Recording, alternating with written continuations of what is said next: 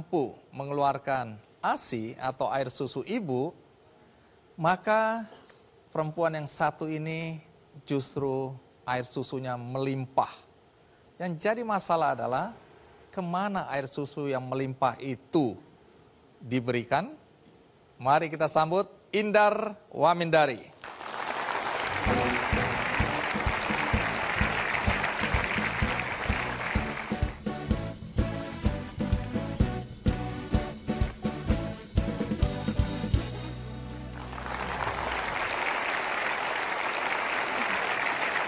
Indar, terima kasih sudah mau hadir di acara Ki Candy ya. Saya dengar katanya ASINya melimpah ya, ketika melahirkan anak pertama dan anak kedua masih juga ya? Iya, sangat berlimpah. Sangat berlimpah. Memang awalnya saya sendiri sempat nggak menyangka ya kalau ternyata saya mau diberikan rezeki ASI sebanyak itu. Sama seperti yang tadi segmen sebelumnya. Waktu melahirkan anak pertama itu karena saya melalui persalinan sesar, itu tuh sempat khawatir karena banyak mitos kalau sesar ASINya nggak keluar loh gitu. Atau misalnya kalau sesar pasti biasanya banyak baby yang diberikan susu formula dulu karena jarak dari kelahiran dengan keluarnya ASI cukup jauh, betul. Sampai akhirnya ketika melahirkan secara sesar ternyata selama 2 hari memang ASINya belum keluar juga, dan dokter masuk ke ruangan saya bilang bahwa Ibu Indar ini babynya nangis terus dan mengganggu bayi-bayi yang lain gitu. Gimana kalau misalnya kita berikan susu formula saja ya gitu. Cuma waktu itu saya sempat baca bahwa baby itu tahan 72 jam untuk nggak minum apapun dulu. Jadi waktu itu saya yakin bilang sama dokternya, saya belum mau ngasih susu formula dulu dokter, karena saya masih yakin bahwa mungkin nanti malam atau besok pagi ASI saya keluar gitu. Sampai akhirnya babynya tidur dengan saya supaya tidak mengganggu baby yang lain. Dan ternyata betul besok paginya payudaranya sudah mulai kencang, tapi memang waktu itu saya nggak berpikir kalau keluarnya akan sedahsyat itu ya. Sampai akhirnya kita boleh pulang ke rumah, dan sampai di rumah itu ternyata rasanya luar biasa ya, nyeri sekali. Operasi sesar pun menurut saya kalah rasanya dengan sakit. Saya nggak bisa merasakannya ya. Jadi tolong yang perempuan merasakan seperti itu ya. Jadi malah pas sampai rumah itu bukan sibuk sama bayi, malah sibuk ngurusin ini gimana nih, kok rasanya sakit banget gitu. Telepon sana sini, googling, suami juga kan, ini gimana ini kok bengkaknya sakit nih sampai nangis gitu. Katanya waktu itu harus dikompres, akhirnya dikompres, terus mulai dipumping, kok ternyata hasilnya luar biasa. Sampai 3 hari itu suami saya beli kulkas baru loh. Untuk apa? Untuk nampung ASI itu. Astaga, sampai 2 kulkas. Iya. Waktu mulai mendonor ASI itu tahun berapa? 2014. 2014. Betul. Nah, kalau masih ingat sudah berapa banyak bayi yang menerima donasi ASI dari Indar? Yang tercatat mungkin sekitar kurang lebih 30 kali ya. Karena saya dengar pernah masuk UGD gara-gara kebanyakan air susu. Iya, betul. Ada problem lagi nih. Ya. Tapi sebelum diceritakan, mari kita simak dulu tayangan berikut ini.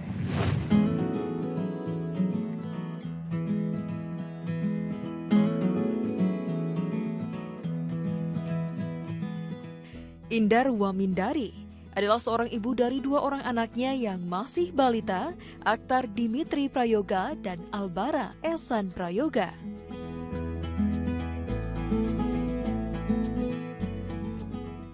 Sehari-harinya Indar Wamindari bekerja sebagai pegawai negeri sipil di Kementerian PUPR. Meskipun menjadi wanita pekerja, Indar tidak melupakan tugasnya sebagai seorang ibu. Terbukti, anak-anak Indar tampak sehat dan cerdas.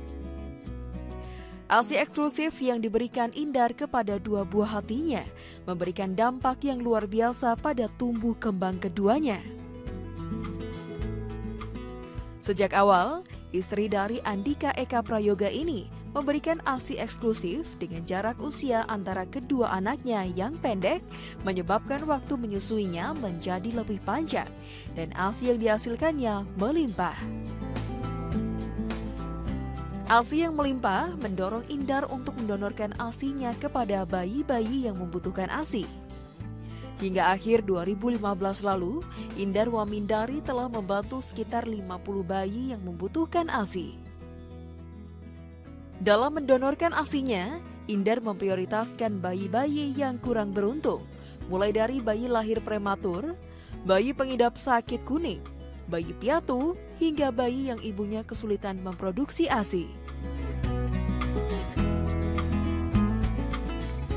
Satu hal, Indar Wamindari hanya mendonorkan ASI-nya kepada bayi yang berjenis kelamin laki-laki. Penerimanya pun tak hanya di Jakarta dan sekitarnya, tetapi ada pula yang berasal dari Balikpapan, Kalimantan Timur.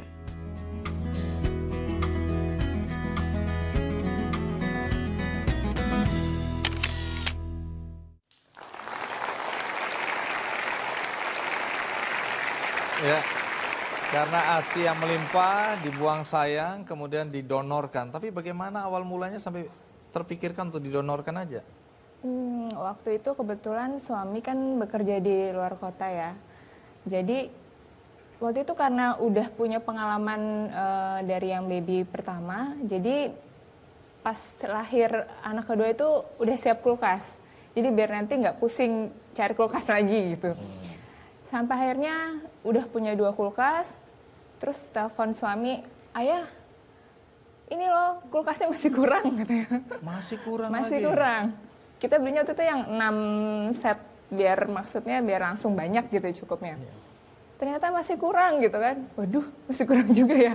Nanti kita putusin sewa aja kalau gitu. Mungkin paling kan cuma 4 bulan, 3 bulan gitu. Karena nanti kita bingung kalau beli. Jadi sekitar ada 100 botol lebih itu terbuang begitu saja karena saya bingung gitu mau dikasih ke siapa. Sekali pumping itu bisa 1 liter lebih ya. Sementara saya pumping itu 3 jam sekali. Ketika saya telat pumping saja, itu badan langsung gemetar, demam langsung demam tinggi. Waktu itu suami saya bingung, kenapa nih langsung masuk ke UGD. Ternyata dicek segala macam, takut infeksi karena bekas operasi sesar. Ternyata dokter bilang ini mungkin karena ASI gitu. Nah dari situ kemudian terpikirkan untuk lebih baik dikasih kepada mereka yang membutuhkan. Iya kan. Siapa penerima donasi pertama itu? Waktu itu karena saya sempat kebingungan ya saya mau kasih ke siapa. Sebelum tidur waktu itu saya berpikir setelah saya foto, saya posting waktu itu memang di media sosial. Intinya kalau ada bayi yang membutuhkan, baby laki-laki, itu bisa menghubungi saya. Nah responnya? Responnya ketika saya bangun tidur, loh ini kok notif di handphone banyak sekali, betul. Saya sendiri juga nggak menyangka ya bahwa ternyata responnya begitu besar. Syaratnya apa untuk bisa mendapatkan ASI Anda ini? Waktu itu saya lebih memprioritaskan untuk baby-baby yang prematur ya. Prematur. Terus kenapa laki-laki ya? Karena anak saya kan laki-laki dua-duanya. Karena kebetulan karena saya Muslim, jadi kalau memang misalnya saya mendonorkan ASI kepada baby laki-laki, baby itu akan jadi saudara sepersusuan anak-anak saya dan mungkin juga jadi anak saya. Dari media sosial itu ternyata diteruskan lagi sampai akhirnya ada yang dari Balikpapan, dari Makassar. Saya bilang wow ini jauh sekali gitu. Mereka sampai sebegitunya ya dengan ASI. Saya sendiri sampai heran, mereka bilang begitu berharganya ASI ini buat mereka ya. Sampai mereka bilang, Mbak Indar kita mau kok beli ASI-nya berapapun, yang penting anak saya bisa mendapatkan ASI dari Mbak Indar. Nah ini bayar atau tidak ini? Gratis. Gratis. Betul. Oke. Nah akhirnya dikabulkan nggak permintaan dari orang-orang yang Anda nggak kenal ini? Saya bilang waktu itu boleh, tapi dengan syarat mereka harus kirim biodata, kirim foto, pokoknya biodata selengkap-lengkapnya waktu itu. Dan memang kalau memang kebetulan babynya bermasalah ya, itu saya langsung kirim. Biasanya untuk baby-baby yang prematur saya berikan sekitar 100 botol ASI ya. Oke. Jadi, saya ingin tahu, respon suami bagaimana Anda membagi-bagikan ASI untuk bayi-bayi yang lain? Respon suami sangat luar biasa ya, karena selama ini Ya bisa dibilang dia ayah ASI lah. Ayah ASI. Betul, betul. Karena waktu pengalaman baby pertama itu saya banyak nangisnya. Ketika saya harus tidur, pengen aduh saya udah capek banget istirahat, tapi ternyata udah masuk jam pumping. Biasanya nih suami saya ikut membangunkan, ikut menemani gitu, sambil nangis saya pumping kan, kayaknya kok sengsara banget nih artinya banyak. Cuma ya suami saya selalu meyakinkan. Derita istri, betul. derita suami lah ya. Akhirnya suami ada di sini nggak? Ada. Mana yang merasa suami boleh berdiri? Iya, kita berikan aplaus untuk suami yang hebat. Terima kasih jadi suami yang baik ya buat istri. Nah, terus kemudian dengar-dengar ini kan anak udah 2. Betul. Masih ingin punya anak lagi? Pinginnya masih. Pinginnya masih ya.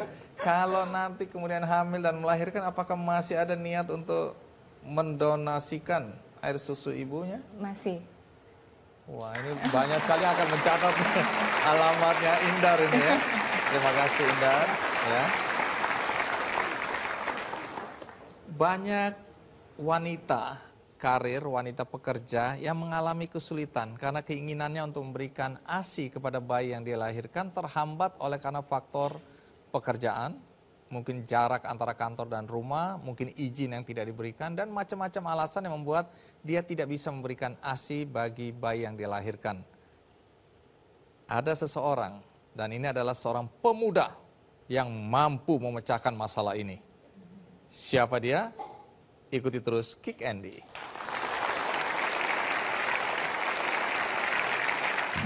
Saya bercerita tentang ASI.